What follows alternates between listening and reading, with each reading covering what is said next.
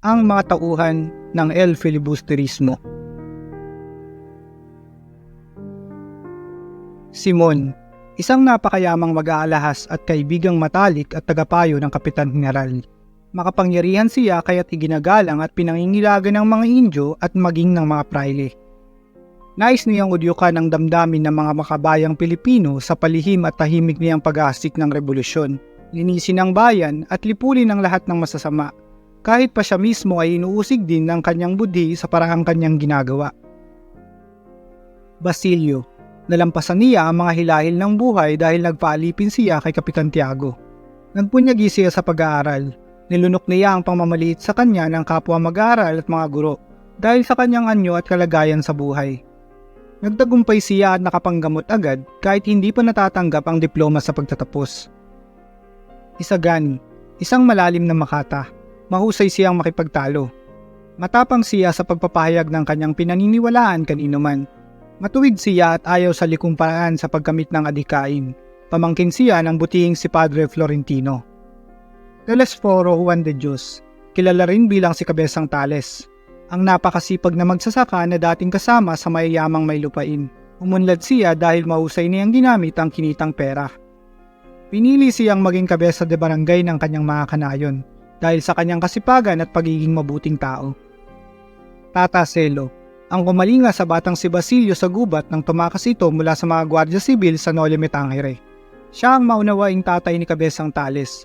Mapagmahal na lolo siya ni Nahuli at Tano.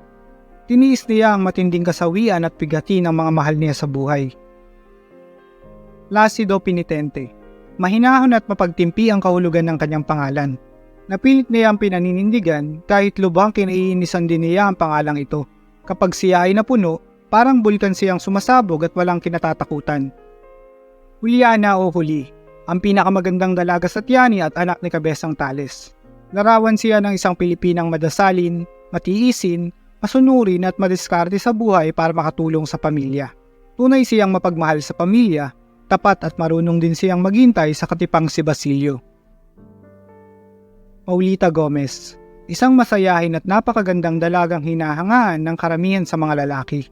Pamangkin siya ni Doña Victorina at kasintahan ni Isagani. Larawan siya ng dalagang laging maayos at maalaga sa sarili. Don Custodio de Salazar y Sanchez de Monteredondo. Nakapangasawa siya ng maganda at mayamang mistisa. Umangat ang kanyang posisyon hanggang naging opisyal na tagapayo ng Kapitan General dahil sa likas niyang talino. Ang mga salitang masipag, mapanuri, matalino, palaisip ay ilan lamang sa mahuhusay na bansag sa kanya dahil ito sa mabuting panulat ni Benzaib na kanyang kaibigan. Alam na alam ni Don Custodio ang kanyang tungkulin, subalit kakatwa ang kanyang mga panukala at pasya sa mga ito. Ginoong Pasta, naging alila siya ng mga praile habang nag-aaral, bago siya naging pinakatanyag na abogadong Pilipino. Dati siyang kaklase ni Padre Florentino. Mapanuri at namimili siya ng kausap. Takot siyang mamagitan para sa kaunlaran ng mga mag-aaral at tila walang malasakit sa kanilang iniisip na kabutihan. Benzaib, ang mamamahayag na malayang mag-isip at minsan ay kakatuwa ang paksang nais niyang isulat magkaroon lamang ng ilalathala. Mababa ang pagtingin niya kay Padre Camora.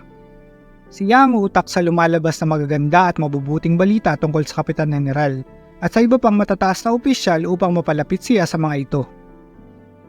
Padre Camora, isang batang paring Pransiskano na mahiling makipagtungayo kay Benzaib sa kung ano-anong bagay na maibigan.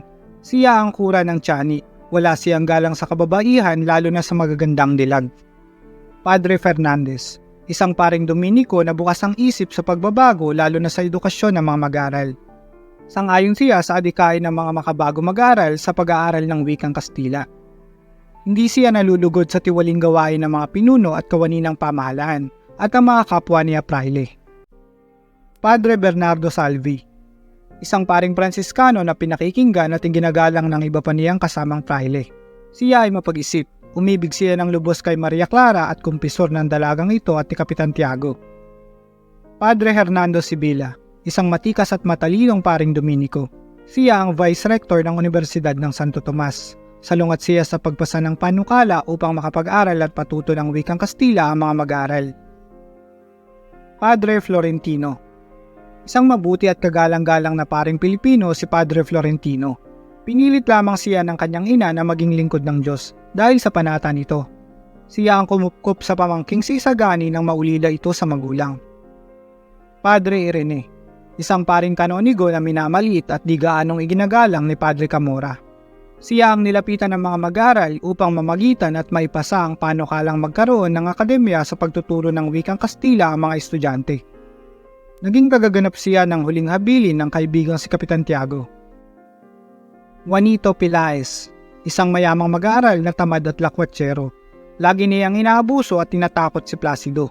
May kapansanang pisikal, subalit hindi niya naipakitang sagabal ito sa kanyang pagkatao dahil nakakamit pa rin niya ang kanyang mga gusto.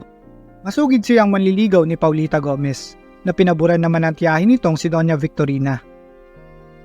Makaraig, isang mag-aaral sa Abogasya na nangunguna sa panawagang pagbubukas ng akademya sa pagtuturo ng wikang Kastila. Siya ay masipag mag-aral, mahusay makipagtalo, mapitagan, nakalulugod na mag-aaral, at palabasan ng iba't ibang aklat kaya't nangunguna sa pagbabago. Siya rin ay napakayaman at bukas palad sa kapwa. Sandoval, isang tunay na Espanyol si Sandoval, na lubos na kaisa sa adikain ng mga estudyanteng Pilipino. Mahilig makipagdebate ng kahit anong paksa upang siya ay mahangaan. Nais niyang mailabas ang katotohanan sa isang usapin. Pekson, mapanuring mag-aral si Pekson. Masigasig siyang makipagtalo upang mailabas ang matalinong kaisipan at kasagutan sa iba't ibang usapin. Hindi siya agad naniniwala sa mga bali-balita lamang, kaya lumalabas sa iba na siya ay tila mapangambahin at lagi nag-aalala. Tadeo, siya ay mag-aaral na lubhang tamad at lagi nagsasakit-sakitan tuwing makakakita ng propesor. Hangad niyang laging walang pasok sa paaralan upang makapaglakwatsa. Siya ay may kahambugan, walang ambisyon sa buhay at maraswang magsalita. Nagdudulong-dulungan siya at nagyayabang sa mga walang kamuhang-muhang na nilalang. Tano o Carolino, anak ni Kabesang Tales na tahimik at kusang loob na sumunod sa kagustuhan ng amang siya ay magsundalo, na wala ng matagal na panahon. Mr. Leeds, mahusay sa mahika. Napaniwala niya ang mga manonood at nakapag-usig sa budhi ni Padre Salvi sa kanyang palabas. Doña Victorina de Espadaña, larawan si Doña Victorina ng isang Pilipinang walang pagpapahalaga sa kanyang lahi. Inaalimura, tinutuligsa at itinatakwil ang mga Indyong kanyang kalipi. Quiroga, isang mayamang mangangalakal na inchik si Quiroga. Halos kontrolado niya ang takbo ng kalakalan. Iniaangkop niya ang ugali depende sa kanyang kaharap. Isinusulong ni Quiroga ang pagkakaroon ng konsulado ng mga inchik sa bansa. Mataas na kawani. Siya ay isang Espanyol at mataas na kawani ng pamahalaan na kagalang-galang. Tumutupad sa tungkulin, may paninindigan at may kapanagutan. Siya ay may mabuting kalooban para sa kapakanan ng mga makabagong mag-aaral na nagsusulong ng pagtuturo ng wikang Kastila. Lagi siyang salungat kapag hindi pinag-iisipan at di masusing pinag-aaralan ang mga panukala ng mga opisyal at kawani. Maging ang pasya ng Kapitan General ay kanyang sinasalungat at tinutuligsa kapag ito ay hindi marapat at mabuti. Siya ay mapanuri at makatarungan. Kapitan Basilio, isang mayamang mamamayan na taga San Diego. Siya ang ama ni Sinang at asawa ni Kapitana Tika. Galante siya sa mga pinuno at kawani ng pamahalaan at sa mga praile, upang maiwasan ang problema o kagipitan sa mga pabor na kanyang kakailanganin. Kabesang Andang, ang butihing ina ni Placido Penitente. Kahit balo na, matyaga niya ang pinag-aaral ang anak. Naghigpit siya ng sinturon para sa sarili mabigyan lamang ng edukasyon si Placido. Siya ay larawan ng ulirang magulang dahil sinisiguro niyang matutugunan ang mga pangangailangan ng anak. Hermana Bali, isang batikang pangginggera. Siya ang nangunguna sa pagbibigay payo sa mga suliranin sa kanilang baryo. Siya ang nagpayo kay Huli na magpaalipin ng kapusin sa pananalapi ang amang si Kabesang Tales. Siya rin ang nagbalita kay Huli tungkol sa pagkakulong ni Basilio. Hermana Penchang, isang masimbahing manang, naging amo ni Huli. Napanghusga siya sa mga taong sawimpalad. Pinarurusahan daw ng Diyos ang may mga suliranin dahil makasalanan. Takot siya sa mga praile kaya ayaw tumulong sa inaakala niyang kalaban ng mga ito. Kapitan ng barko, isang veteranong marino ang kapitan ng barko. Siya ay may malawak na karanasan sa paglalakbay sa iba't ibang panig ng mundo noong kanyang kabataan, lula ng matutulin at malalaking barko. Sinong, ang kotserong 2 ulit na nahuli ng Guardia Civil bago mag Noche Buena dahil sa wala siyang sedula at wala ring ilaw ang kanyang kalesa. Naging kotsero siya ni Simon sa huli at naging kasapi sa lihim ni Yankee Lucen. Kapitana Tika, asawa ni Kapitan Basilio at ina ni Sinang. Ayaw niya mapaghalata ang nagugustuhan nilang mag-ina ang magaganda at mamahaling alahas upang hindi raw taasan ni Simon ang presyo ng kanilang mga ibig na alahas. Sinang, isa sa matalik na kaibigan ni Maria Clara sa Noli Me Tangere. Siya ay nakapag-asawa na sa nobelang ito, mabiro at masayahin pa rin. Siya ay anak na mayamang si Kapitan Basilio at Kapitana Tika. Mahilig siya sa antigo, mamahalin at pagagandang alahas. Kapitan General, hinirang siya ng Espanya bilang pinakamataas na pinuno ng pamahalaan. Sinasabi niya ang kailangan pagbutihin ang kanyang tungkulin at gawain. Nais niyang magpakita ng kasipagan at pagpapahalaga sa oras, kaya ginagawa niya ang importanteng pagpapasya habang naglilibang at nagmamadali. Larawan siya ng pinunong pabigla-bigla at makapritsyong umatol. Hindi niya alintana ang kapakanan ng kanyang pinamumunuan. Salungat siya lagi sa pasya ng mataas na kawani. Kalihim, ang tagapagtala at tagapagpaliwanag ng mahalagang usapin sa Kapitan General upang mapag-usapan, maipasa o may basura. Padre Milyon, isang paring Dominiko na propesor sa pisika at kemika. Mabuti siyang pilosopo at bantog siya sa husay sa pakikipagtalo, subalit hindi niya lubusang maiparanas maituro ng mahusay ang aralin sa mga mag-aaral. Makikita sa kanya ang maling sistema ng edukasyon sa bansa. Mr. Joy, siya ang nagdala ng pangkat ng mga awit na Pranses para sa isang opera sa Maynila. Camarón Cosido, ang tanging nilalang sa syudad na walang pakialam sa pinagkakaguluhan ng lahat na opereta mula sa Pransya. Dati siyang mamamahayag at anak ng kilalang pamilyang Espanyol, pero sa kadahilan ng hindi nabanggit sa nobela ay namumuhay ng maralita at namamalimos. Tio Kiko, isang matandang pandak na buhay ang mga mata. Nabubuhay siya sa pagbabalita ng mga palabas at pagpapaskil ng mga anunsyo. Kaibigan siya ni Camarón Cosido at isa siyang mahirap na Indio. Pepal, isang kaakit-akit na mananayaw. Siya ay maputi at kaiba ang kulay sa karaniwang Pilipina. Mahilig siyang humingi ng pabor kay Don Custodio na nahihibang sa kanyang alindog. Kaibigan din niya si Juanito Pelaez. Kababayan ni Tadeo. Baguhan sa lungsod, mahusisa, walang muwang sa maraming bagay, mapaniwalain, madaling mabola at mapagyabangan ni Tadeo. Maestro, ang guru sa Tiani na naging mahusay sa paggawa ng paputok. Don Santiago de los Santos o Kapitan Tiago.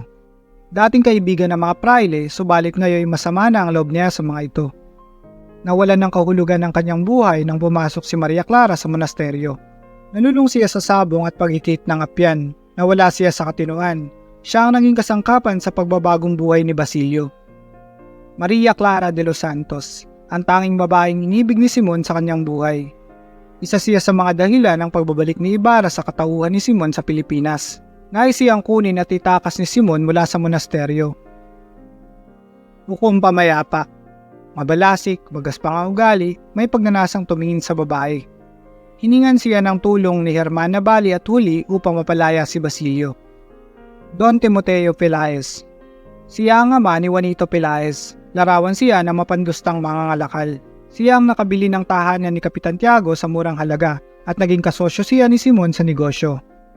Don Tiburcio de Espadaña, isang Espanyol na asawa ni Doña Victorina na nagtago at nagpasyang di na muling pakita sa asawa dahil sa kapritsyo nito.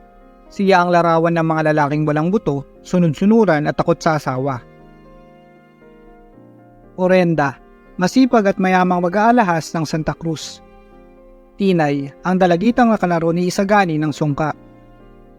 Chichoy, ang nakasaksi ng mga pangyayari sa kasalan na siyang nagkwento sa mga tao sa tahanan ng mga Orenda.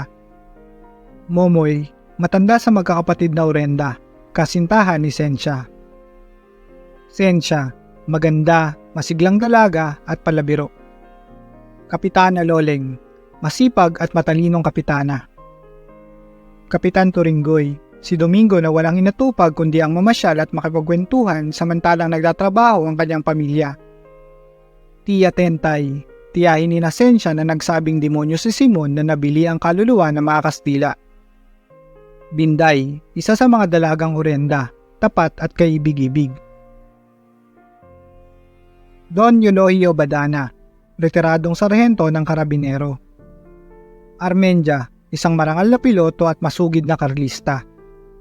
Don Eusebio Picote, ang namamahala ng adwana. Don Bonifacio Talon, isang sapatero at talabatero.